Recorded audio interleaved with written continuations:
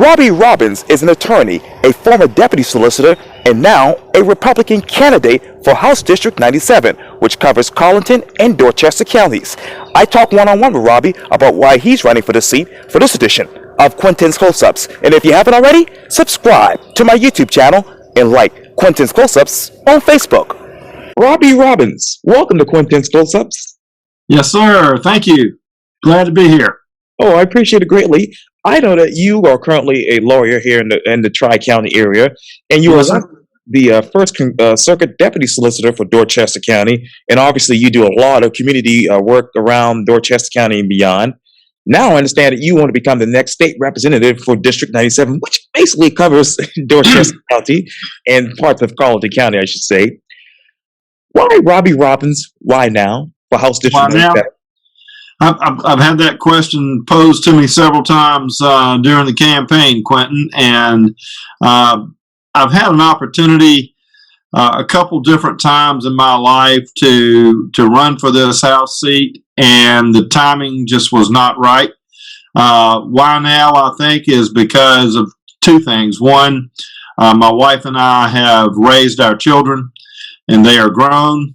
They're doing their own thing, and I've got an opportunity now in my life to do this when the timing is right.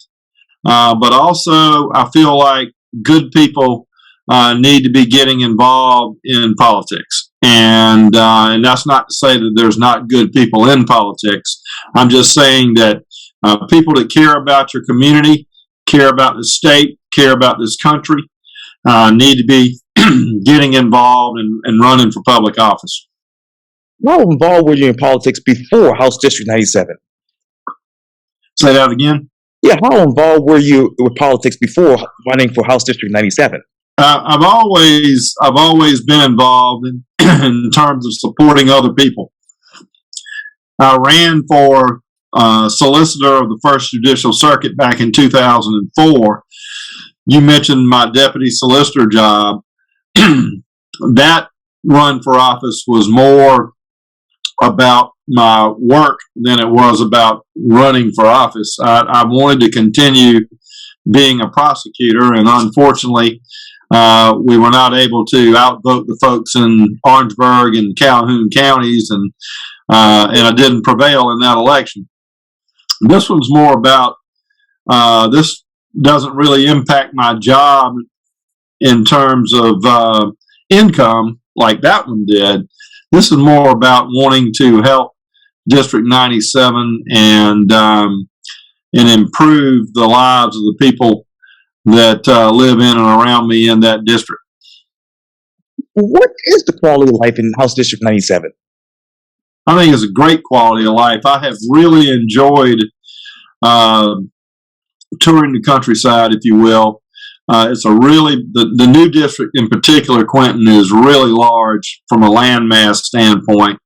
I think that everybody in District 97 enjoys living where we live. What I'd like to see happen is I'd like to see us be able to create jobs that are closer to home, so people don't have to travel so far.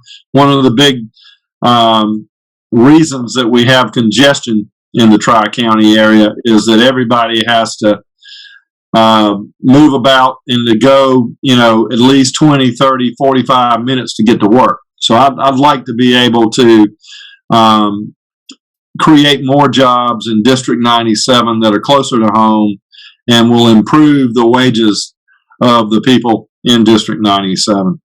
Now, what is the current wage for an average resident in House District 97? That's a good question. I don't know the exact answer to what the average wage is, but we certainly want to create as high a paying jobs as we can. Where do you want the wages to be in the next 5 years for House District 97? Up. I don't know if you can say across the board what a number would be, Quintin. That's kind of hard to do. What I want to do is I really want to work on workforce readiness. I'm a big fan of technical colleges, and I'm a big fan of STEM type education. and I'd like to see a greater emphasis on technical training and trade school training in grades 7, 8, and 9. I think we're doing a pretty good job in grades 10, 11, and 12, but I'd like to try to start identifying earlier on in kids' careers where they'd like to go. Would they like to go to college, or would they like to learn a trade? And then do what we can to get the private sector more involved in the public schools. You know, Bosch has always done a great job with that here in Dorchester District 2, and others have as well. But I want to continue to build on that so that when these kids graduate high school, they are ready to go. They're either ready to work right away, or they're going to go to a 4-year college, or they're going to go to Trident Tech or Orangeburg Tech and learn a trade and be workforce ready. We always talk about being shovel ready when we talk about economic development projects. Right. I want these kids to be workforce ready and be able to tap into these jobs. We just did the ribbon cutting on the Walmart distribution center a couple Fridays ago. What a tremendous asset that is for the Ridgeville community. And Quintin, I was so excited to see the smiles on the faces of those employees that were there. You could tell that they have already taken pride in ownership of that facility. And it was really heartwarming to see how they interacted with everybody that was visiting that day, and they're ready to go. And we want to continue. We can't always get Walmart distribution centers, but we certainly can create an atmosphere and an environment where they've got an opportunity to work. Yes, sir. How workforce ready is House District 97? That's an issue. It's a big issue. I don't know the exact readiness figure, if you will, but we've got to work on that. We're not where we need to be, and there are opportunities for investment in 97 that have passed by because we did not have the workers that we need to do the jobs. So we've got to focus on it. I think that's probably my number one issue in 97, outside of everybody wants the roads fixed, everybody wants less congestion, but aside from the road issue, workforce readiness is right up at the top of the list, because that's what the people who want to invest in District 97 are looking at. They want to be able to know that if they come here, they can hit the ground running and do it, Yes, sir. Where are these workers right now? How close are they to House District 97 and actually helping y'all become workforce ready?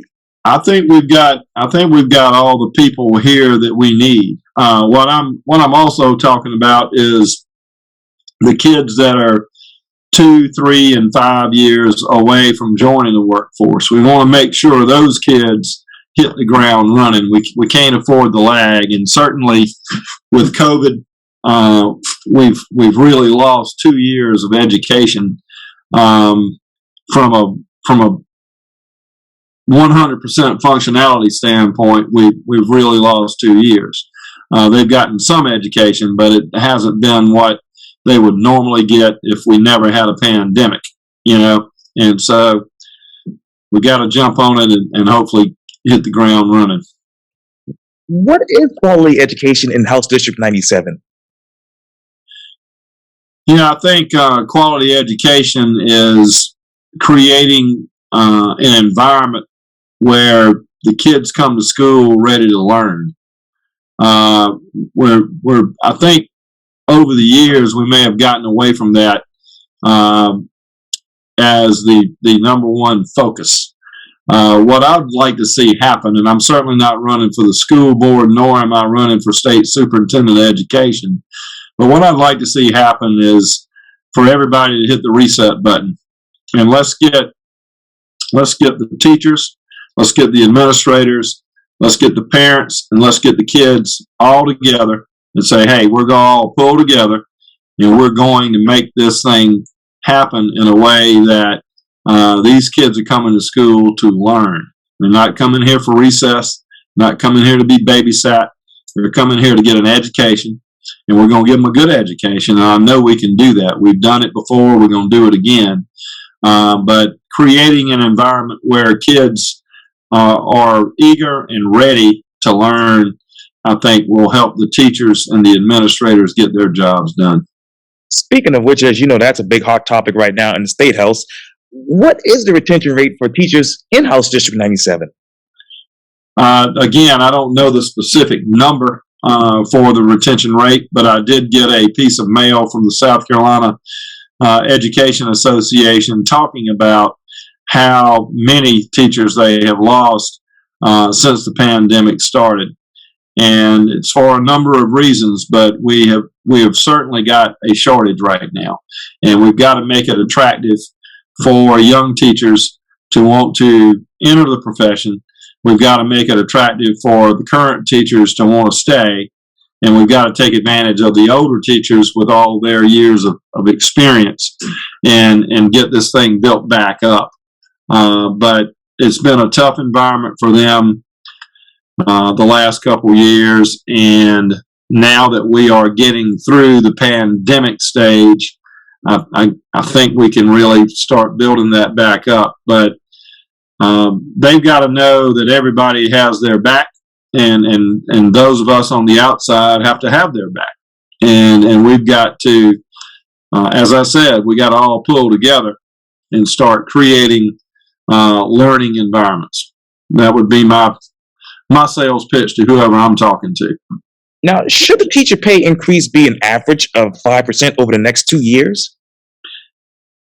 I think there have been studies done, and one got emailed to me recently, and I don't know that you can. I don't know that it makes sense to pigeonhole a number. I think what you want to do is you want to continue to have the mindset that you are going to pay your teachers at least the national average, if not higher. That question was posed to me during an interview with the SCEA folks, and I told them that the state budget differs every year, and you can't just say you're going to give somebody, you can't say you're going to give any profession an automatic increase, because you never know what the budget is going to be from year to year. But what I would say to you is we've got to make a commitment to getting the teacher salaries up, and they've got to be at least at that national average, if not higher. And we've got to be competitive with our sister states. Otherwise, they're going to go somewhere else. Where have most of the teachers, say, in House District 97 gone? I think a lot of them have gone to other professions. I think some of them have gone to private institutions. A lot of them have retired. They've got the years in, and they maybe used to enjoy what they were doing, and now not so much. So they have just decided to retire from the profession. So number of different places, but again, we've got to, I think, probably do a good job with exit interviews and try to figure out why they're leaving. Now, going back to, obviously, teacher pay, increases, would that figure in your mind, Robbie, include annual step increases on the teacher salary schedule? I think that's a question that's best suited for the folks that are in that line of work. I think that's what your state superintendent of education needs to be looking at. I think that's what your administrators at the local levels need to be looking at, and those are decisions that they need to make in conjunction with the local school boards. And I'm glad you asked that question, because I am a big proponent of local government. I am not a proponent of the federal government, and I'm a huge proponent of home rule. I think we need to get as much power out of Columbia and back to the local municipalities and counties as we can, and those type decisions need to be made by local folks governing local schools, and those are the folks that are closest to the action, and they know what their communities need.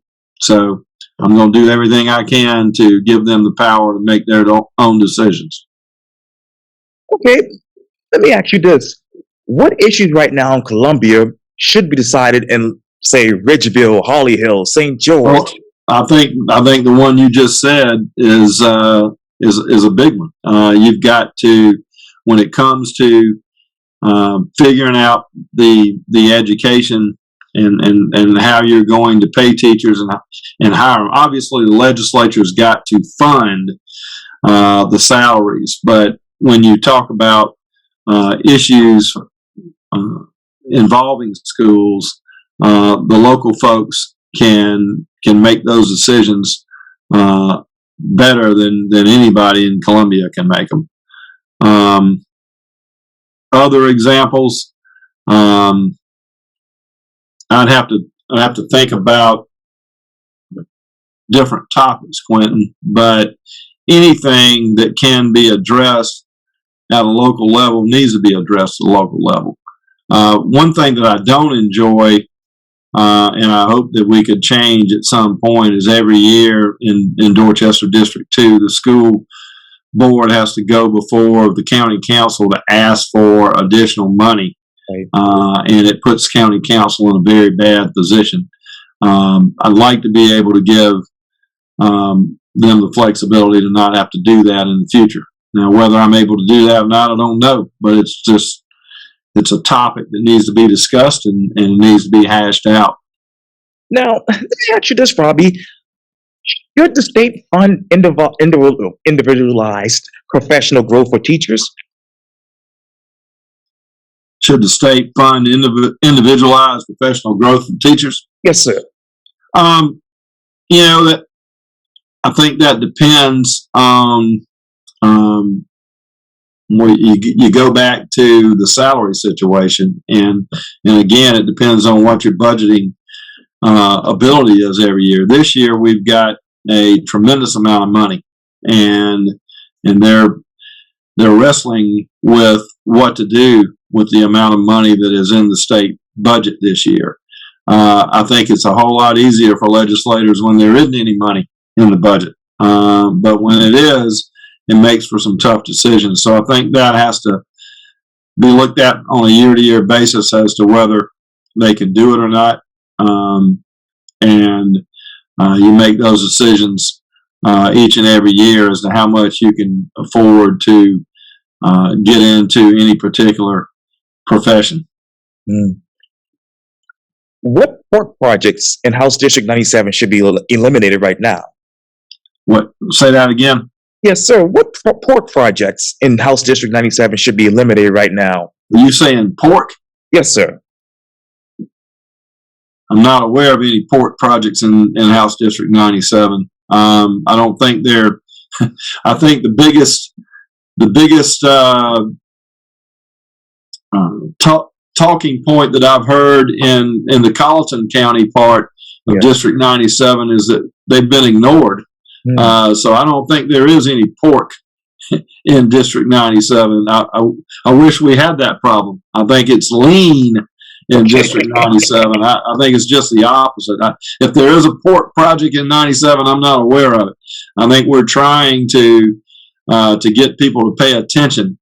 I think they are now that we've landed Volvo and Walmart right in the greater Ridgeville area, but there's plenty of other areas of District 97 that don't have any attention, and certainly on the Colleton side, we've got some great assets over there, and they need an advocate, and that's what I'm intending to be for them, as an advocate for Colleton County, and to work to bring attention to the things that they have that need to be tapped into to make 97 better.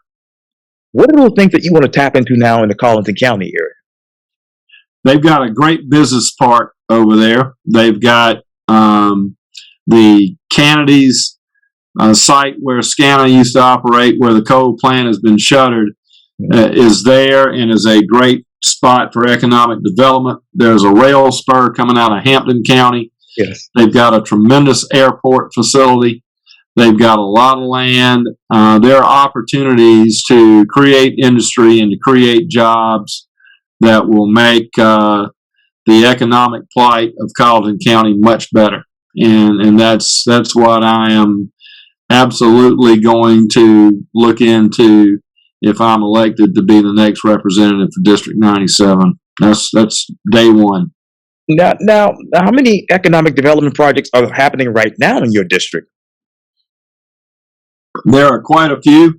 Unfortunately, Hayward Horton and John Trueluck will not tell me which ones they are. They keep them top secret. Right. But I know from talking to both of those guys that they're very busy. I saw John last night at the Dorchester County Council meeting, and they had a project on the agenda that the council was being briefed on in executive session. So I do think that we're busy. Can we be busier? Absolutely.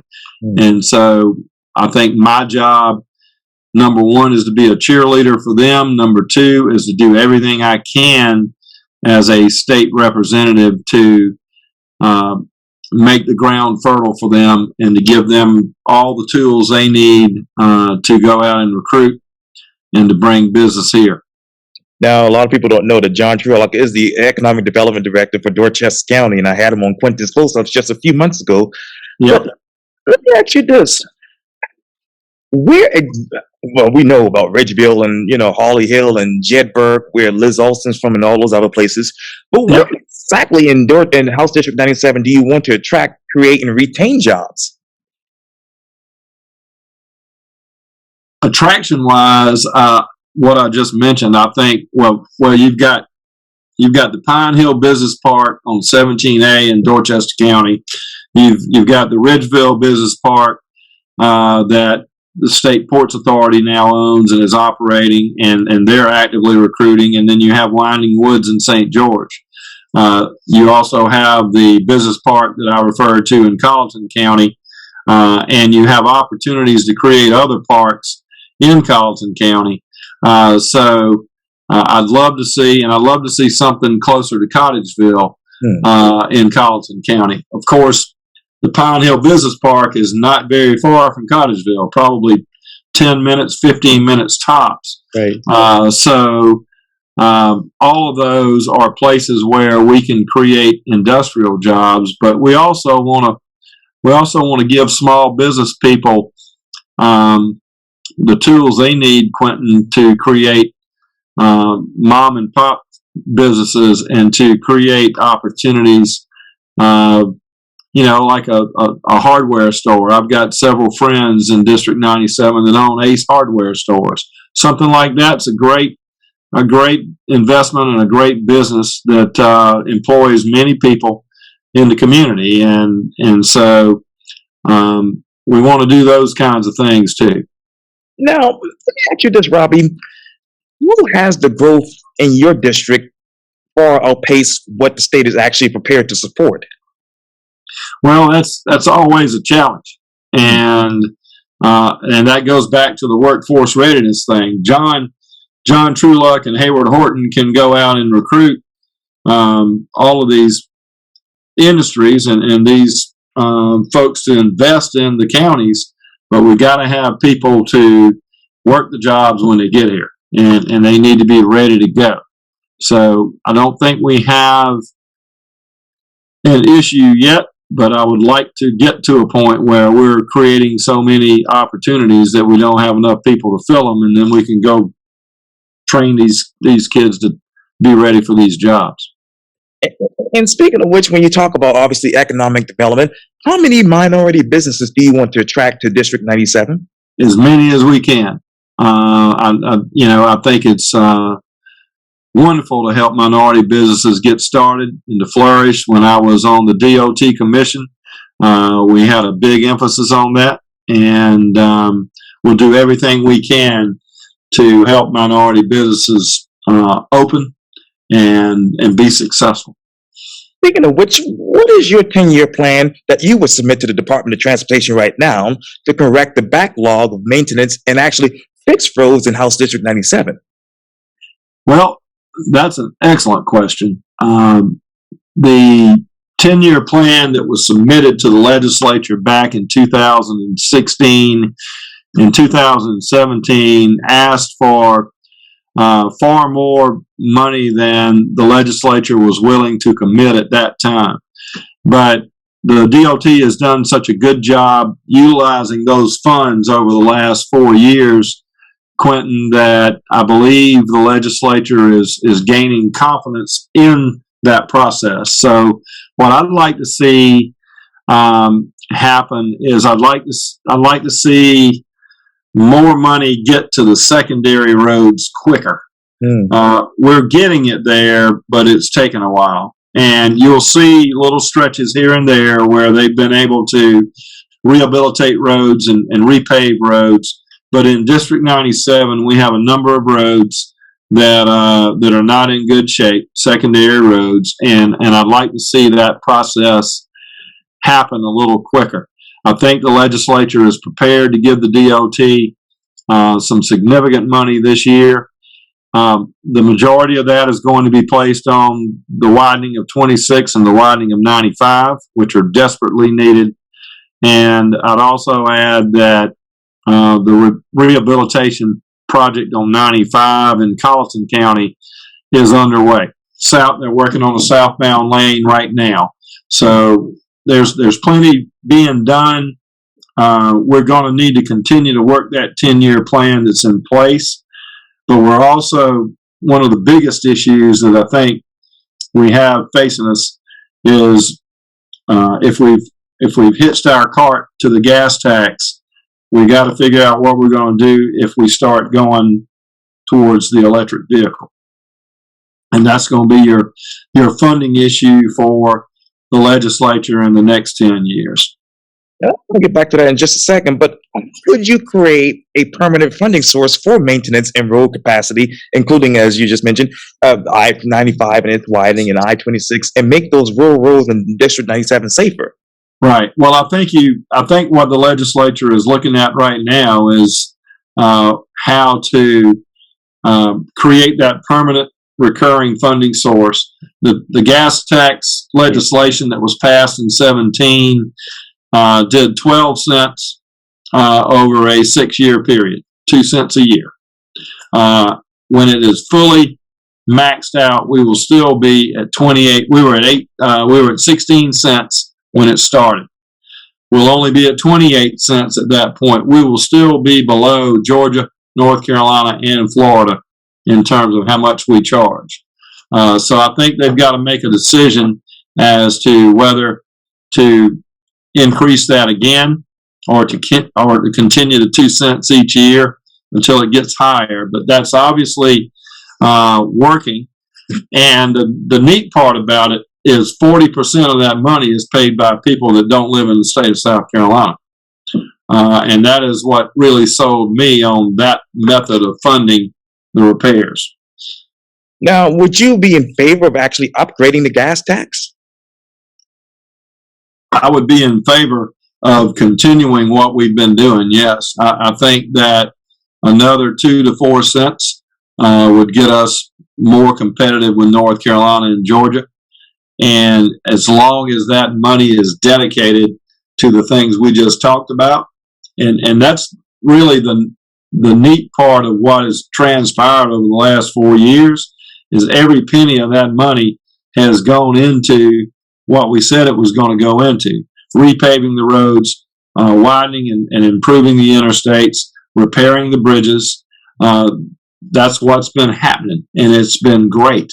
And so I can't say that in 20 years ago, 30 years ago, that happened.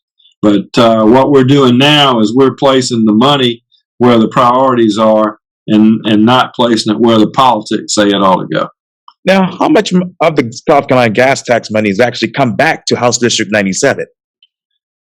Oh goodness, I couldn't tell you those numbers without looking at a chart. But each county is is ranked right now based on their vehicular traffic, their road miles. It's basically based on the total road miles that they have in their particular district. And each county is given a percentage based on those miles. I really want to try to do everything we can to get, and we modified it a little bit a couple of years ago when I was a chairman of the commission, want to try to get as much of that money to the worst roads as fast as we can. One thing that was happening, Quintin, was that the counties who had passed a 1 cent sales tax to improve their roads locally, they were getting punished because they'd already improved the roads, and all the money was going first to the improved roads, and that wasn't working very well. So we changed that and got the money into the poorest conditioned roads, and that's worked much better over the last 2 years. Now, where exactly are those roads in District 97? Everywhere. And talking about the roads that need the help. Yes, sir. We just did a very good paving project on 61 in Dorchester County, from the river to 17A, and that road is so much better now than it was. But on the other side of the river, from the river to Kennedy's, is just like that road was. And one of the problems they have over there is they got a sand mine that's a couple miles from the river that is a lot of truck traffic and is beating that road up bad. So I'd like to be able to get that road repaired very quickly. It's not the only one, though. There are a number of secondary roads over there that need help. And I want to try to do everything I can to accelerate the process of repaving those roads. You can only do it for about 6 months out of the year, from March to September. The conditions weather-wise have to be favorable for asphalt paving. But I really would like to get that done if we can. Now, you talked about it a little bit with the sand mine issue right there in Dorchester County, but what exactly has the vehicular traffic been in 97 over the past 2 years? Well, during the pandemic, it really dipped.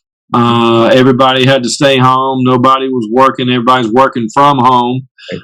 So you had a lot of folks that were not able to work because of the particular profession they were in. And then you had guys doing what me and you were doing. Zoom meeting and working from home with a laptop. So the traffic for 20 and 21 was way down. It's picking back up now. And I would say that it's probably back to, if it's not normal, it's pretty doggone close to normal at this point.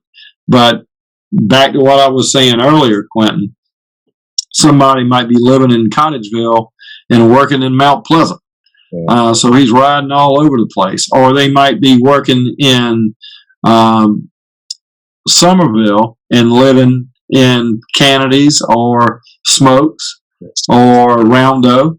And again, they're driving a good ways. And so there's also a lot of truck traffic coming from 95 through Colleton County to get to Charleston. So you've got a lot of traffic on 17A in particular. And 61. Where do you see this traffic heading in the next 2-3 years? Well,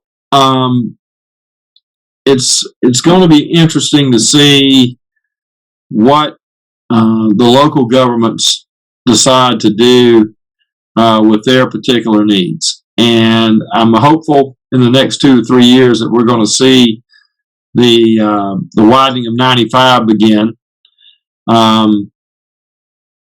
At some point, I think Colleton and Dorchester need to look at 17A between Cottageville and Somerville. But you also, what happens with the Mark Clark and Charleston could have a ripple effect on Dorchester County and Colleton.